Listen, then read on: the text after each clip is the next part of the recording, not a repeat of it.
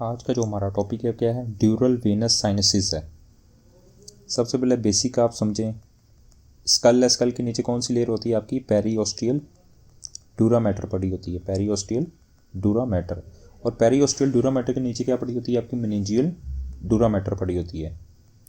और meningeal डूरा matter के नीचे जो आप कौन सी लेयर पड़ी होती है आपकी, अरेकनॉइड मैटर पड़ी होती है। और अरेकनॉइड मैटर के नीचे पड़ी होती है आपकी पिया मैटर। पिया मैटर के नीचे आपका क्या होता है, ब्रेन होता है। यहाँ पे हमारा टॉपिक है ड्यूरल वेनस साइनसिस। जो बेसिकली जो ड्यूरल वेनस साइनसिस है किस लेयर के दरमियान होता है, ये बेसिकली लेयर के दरमियान होता है पेरिओस्टियल डूरा मैटर और मेनिंजियल डूरा मैटर के दरमियान होता है।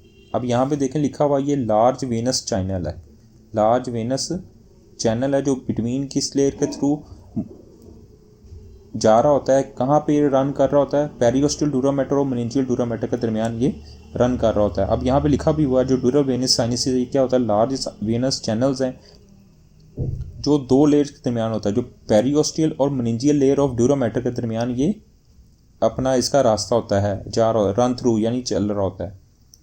और ये दूसरा ये ड्रेन करता है ब्लड कहाँ से, अगर ये सेरिबल जो वेन्स है, सीएनएस की वेनस सेरिबल या सीएनएस की वेनस ड्रेनेज की बात करें तो ये क्या करता है, वहाँ से ड्रेन ब्लड करता है वेनस।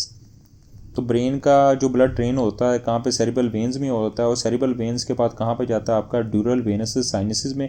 और फाइनली जो ड्यूरल वेनस साइनसिस है कहाँ पे ड्रेन होता है आपका, इंटरनल जुगुलर वेन में। अब बेसिकली यहाँ पे लिखा हुआ है कि आपका सीएसएफ की जो फॉर्मेशन होती है वो कहाँ पे होती है, लेटरल वेंट्रिकल्स में होती है। और लेटरल वेंट्रिकल्स की जो सीएसएफ की फॉर्मेशन होती है वो फिर उसके बाद कहाँ पे सीएसएफ जाता है, थर्ड वेंट्रिकल्स में। और थर्ड वेंट्रिकल्स के बाद कहाँ पे जाता है, फोर्थ वेंट्रिकल्स में जाता है सीएसएफ। और फोर्थ वेंट्रिकल्स के बाद कहाँ पे जाता है आपकी, सबरेकोनॉइड स्पेस में जाता है। और सबरेकोनॉइड स्पेस के बाद कहाँ पे जाता है सीएसएफ आपकी, अरेकोनॉइड ग्रेनुलेशन में, जहाँ पे इसकी अब्जॉर्प्शन होती है सेरिब्रोस्पाइनल फ्लूइड की।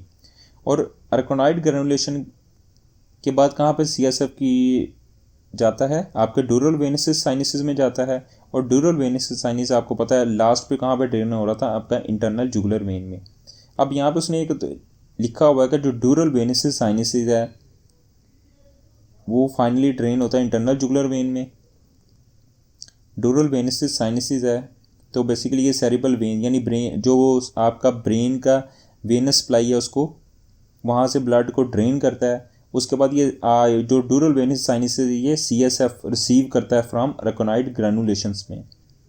अब देखिए लेटरल वेंट्रिकल्स में सेरिब्रोस्पाइनल फ्लूइड बना, उसके बाद फोरामन मोनरू के जरिए कहाँ पे गया, थर्ड वेंट्रिकल्स में। और थर्ड वेंट्रिकल्स आपको पता फोर्थ वेंट्रिकल से कैसे अटैच होता है, सेरेब्रल एक्वाडक्ट। उसके बाद सेरिब्रोस्पाइनल फ्लूइड कहाँ पे जाता है आपका, अरेकोनॉइड स्पेस में। अरेकोनॉइड स्पेस में जाने के बाद कहाँ पे जाता है आपकी, अरेकोनॉइड ग्रेनुलेशन में।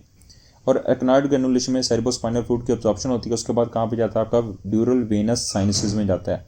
और ड्यूरल वेनस साइनसिस में जाने के बाद कहाँ पे जाता है, ये ड्रेन होता है फाइनली इंटरनल जुगुलर वेन में।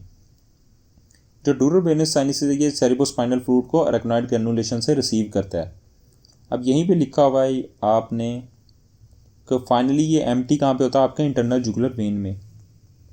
अब अगर वीनस साइनसिस का थ्रम्बोस हो जाए, अगर कोई थ्रम्बस वेनस साइनसिस में आके अटक जाए तो क्या होगा, इसको वेनस को रप्चर कर सकता है। और रप्चर करने के साथ साथ क्या करता है, आपका जो सीएसएफ है उसकी आपकी ड्रेनेज नहीं होती। अगर उसकी सीएसएफ की ड्रेनेज नहीं होगी तो आपका इंट्राक्रेनियल प्रेशर बढ़ जाएगा। और इंट्राक्रेनियल प्रेशर बढ़ने की वजह से कौन से साइनस सिम्टम्स आएंगे उसको डिस्कस कर लेते हैं। अगर उसने बोला कि वेनस साइनस का थ्रम्बोस हो जाए तो उसकी वजह सीएसएफ की क्या होगी, ड्रेनेज नहीं होगी।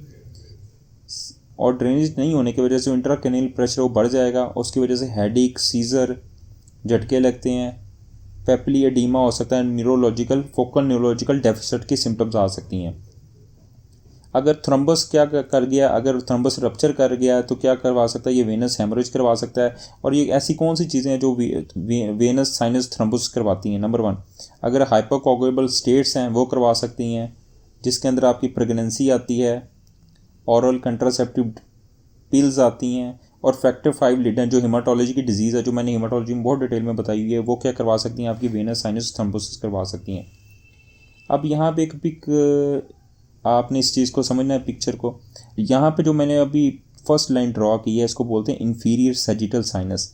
इन्फीरियर सैजिटल साइनस और आपकी जो great cerebral when of gallon है, ये दोनों मिलके क्या बनाते हैं, आपके स्ट्रेट साइनस को बनाते हैं। ठीक है। स्ट्रेट साइनस को कौन बनाते हैं? इन्फीरियर सैजिटल साइनस और great cerebral when of gallon, ये एमसीक्यूज भी आता है। उसके बाद क्या होता है आपका जो सुपीरियर सैजिटल साइनस है, ये क्या होता है? ये मेन लोकेशन है सेरिब्रोस्पाइनल फ्लूइड की रिटर्न, या जो सेरिब्रोस्पाइनल फ्लूइड है वो रिटर्न होकर जो एरेक्नोइड ग्रेनुलेशन में, जब आपको पता है ना एरेक्नोइड ग्रेनुलेशन में क्या हो रही थी, सेरिब्रोस्पाइनल फ्लूइड की अब्जॉर्प्शन हो रही थी, तो वो कहाँ पे होता है? बेसिकली सुपीरियर सैजिटल साइनस में आता है। ये मेन लोकेशन है सेरिब्रोस्पाइनल फ्लूइड के रिटर्न होने की, और रिटर्न कैसे आता है? आपकी एरेक्नोइड ग्रेनुलेशन से आता है। अब यहाँ पे जो हमारा जो टॉपिक है वो क्या है? सुपीरियर सैजिटल साइनस जो एमसीक्यूज आता है ये कहाँ पे होता है? ये upper border of falx cerebri पे होता है। अब सुपीरियर सैजिटल साइनस और स्ट्रेट साइनस दोनों मिलकर क्या बनाते हैं? दोनों मिलकर बनाते हैं आपके कन्फ्लुएंस ऑफ साइनसिस बना देते हैं।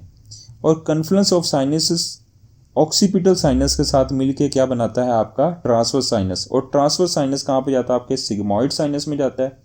और सिग्मॉइड साइनस जैसे ही जुगुलर फोरामेन को क्रॉस करता है तो क्या बन जाता है? आपका इंटरनल जुगुलर वेन बन जाती है।